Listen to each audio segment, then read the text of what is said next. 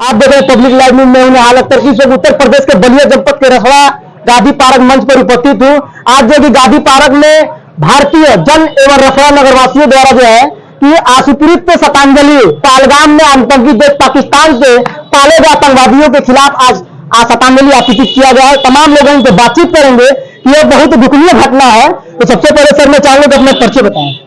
मेरा नाम संदीप सोनी है, भारतीय जनता पार्टी के रसड़ा नगर का मंडल अध्यक्ष हूँ। पहलगाम में जो घटना हुआ है बहुत घोर निंदनीय घटना है। इस घटना को लेकर के क्या कहेंगे? घटना को लेकर यही कहेंगे कि ऐसा नहीं होना चाहिए। जो भी ये कृत्य किया है बहुत कुकृत्य किया है।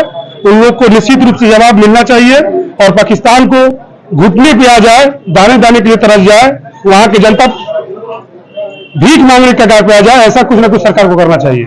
अगर हम बात करें भारत से तो क्या पाकिस्तान को करारा जवाब इस बार मिलेगा? जो घटना बहुत निंदनीय घटना हो रहा है तो करारा जवाब मिलेगा? निश्चित रूप से यह भारतीय जनता पार्टी की सरकार है और भारतीय जनता पार्टी की सरकार तभी ये संभव भी है और आगे भी आपने देखा है और कुछ दिन बाद देखेंगे। अभी जो है कि राजनाथ सिंह जो है कि रक्षा मंत्री राजनाथ सिंह जी बताया है कि दक्षिण कश्मीर के पहलगाम में आतंकी हमले में शामिल लोगों को जल्द ही करारा जवाब मिलेगा और भारत ऐसी किसी भी आतंकी गतिविधियों से डरने वाला नहीं है। बिल्कुल, न डरा है न डरेगा। आप देखेंगे भारतीय जनता पार्टी की सरकार में अगर वो लोग कुछ करते हैं तो उसका किस तरह से जवाब मिलता है और वो उनकी नस्लें याद रखेंगी कि हमने जो किया उसका परिणाम क्या मिला। अगर कल की बात करें तो कल जो है कैबिनेट का बैठक भी किया गया था जिसमें प्रधानमंत्री नरेंद्र मोदी जी द्वारा सिंधु जल समझौता को विरोध दिया गया है। ये तो बहुत पहले कर देना चाहिए था, क्योंकि सांप के बच्चे को आप दूध पिलाएंगे वो निश्चित रूप से एक दिन डसेगा और उसी डसने का काम किया है। पानी की तरफ से पाकिस्तान मर जाएगा। इसी तरह से हम लोग यही चाह रहे हैं एकदम उसकी क्षति जैसे हो करना चाहिए। पाकिस्तान की दूतावास भी बंद कर दिया गया है। बिल्कुल, जो देश हमारे देश का हमेशा हित चाहता हो, बुरा चाहता हो, हमेशा कुछ न कुछ आतंकवादियों को भेज करके घटना कराता हो, जो निर्दोष लोगों को हत्या कराता हो, वैसे देश से फिर कैसा तालमेल? अगर तीसरा बात करें तो पाकिस्तानी राजनीतिक 48 घंटे में भारत से बाहर हो जाए। हाँ बिल्कुल, हो जाना चाहिए। उनका क्या यहाँ काम है? उनका क्या काम है? यहाँ रह करके गद्दारी कर रहा है, यहाँ रह करके आतंकवादी को पनाह दे रहा है। कहीं ना कहीं उनकी मिलीभगत है, कहीं ना कहीं उनका सहयोग है, कहीं ना कहीं अपने आत्मा से, अपने दिमाग से, अपने मन से जुड़े हुए हैं वो लोग। अगर कहीं ना कहीं बात करें तो रक्षा मंत्री राजनाथ सिंह द्वारा बहुत बड़ी भारत से पाकिस्तान का हमला मैंने बहुत जल्द मिलेगा देखने को। बिल्कुल, कुछ दिनों में आपको देखने को पहले भी मिला है और अभी भी मिलेगा और उसका प्रक्रिया चालू हो गया है। आपने देखा है कि सात ऐसे निर्णय लिया है सरकार ने जिससे पाकिस्तान को निश्चित रूप से अपनी औकात समझ में आ जाएगी। और कुछ लोग इनसे भी बात करेंगे पहलगाम घटना को लेकर के। सबसे पहले से अपना परिचय बताएं। मैं प्रवीण सिंह, क्षेत्रीय सह संयोजक, प्रवासी संपर्क प्रकोष्ठ भाजपा। इस घटना को लेकर के से क्या कहेंगे? ये बहुत निंदनीय घटना है और ये पहली घटना नहीं है हमारे देश पे। पाकिस्तान एक सांप की तरह है जो बार बार हमें डसता रहता है और हम मित्र बन के उसके साथ हमेशा उसके सुख दुख में खड़े भी रहते हैं। चाहे वो कोरोना काल हो, कोरोना काल में भी जब उसके पास वैक्सीन नहीं थी तो हमारे नरेंद्र मोदी प्रधानमंत्री जी ने उनको वैक्सीन प्रोवाइड किया। उसको ही नहीं, तमाम देशों को जिसने वैक्सीन मांगा। लेकिन उसके बाद भी वो अपनी आदत से सुधरने वाला नहीं है।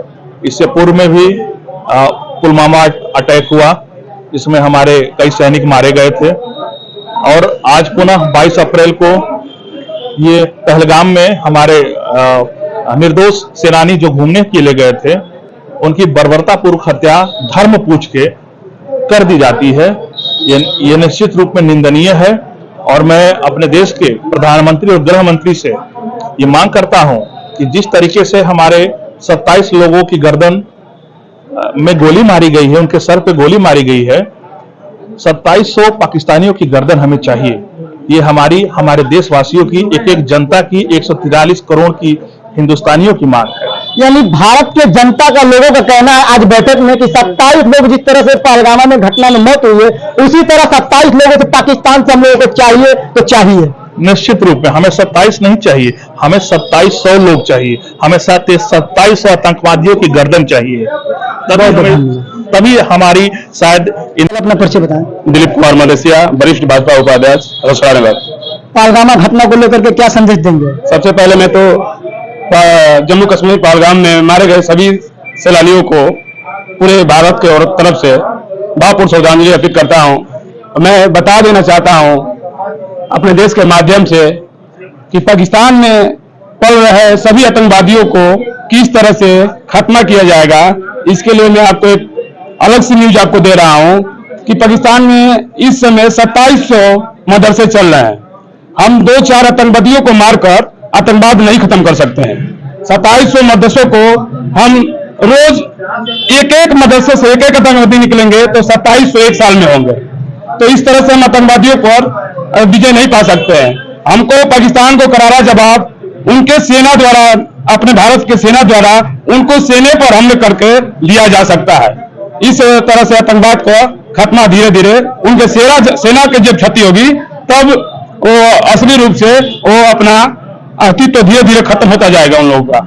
धन्यवाद। मंगल सिंह सोनर, जिला महामंत्री, भारतीय जनता पार्टी किसान मोर्चा, जनपद बलिया। पहलगाम की घटना को लेकर के क्या कहेंगे? पहलगाम की घटना आतंकवादियों और पाकिस्तानियों द्वारा बहुत ही निंदनीय है। हम इसका बदला जरूर लेंगे। क्या आश्वस्त करेंगे प्रधानमंत्री जी को कि भारत से जो है कि जो इससे घटना हुआ है तो क्या हम लोग पाकिस्तान से भी उसका घटना का अंजाम मिलेगा? ये मिशन चालू हो गया है और कल का भी कई आतंकी ढेर हुए हैं, आज भी ढेर हुए हैं, मिशन चालू है। हम लोग तो चाहेंगे कि पाकिस्तान का विश्व के नक्शे से खत्म हो जाए, लेकिन जो भी होगा हमारे प्रधानमंत्री मोदी जी, रक्षा मंत्री राजनाथ सिंह, गृह मंत्री अमित शाह जी के नेतृत्व में पाकिस्तान से बदला एकदम लेंगे। हम लोग छोड़ेंगे नहीं और जो हम लोग को छेड़ेगा छोड़ेंगे नहीं। इसी तरह पे आज की भारतीय जनता पार्टी और प्रधानमंत्री जी कार्य कर रहे हैं। अगर माननीय मुख्यमंत्री योगी आदित्यनाथ जी कहते हैं कि एक रहोगे तो सेफ रहोगे, तो कम से कम अब तो रहना चाहिए। एकदम रहना चाहिए। हम एक रहेंगे और सेफ रहेंगे। पूरा हिंदुस्तान को और हिंदुस्तानी समझ के एक रहना चाहिए। एक रहेंगे तो सेफ रहेंगे। हम लोग के कुछ राष्ट्रीय अध्यक्ष हैं जो आतंकवाद का साथ दे रहे हैं, जो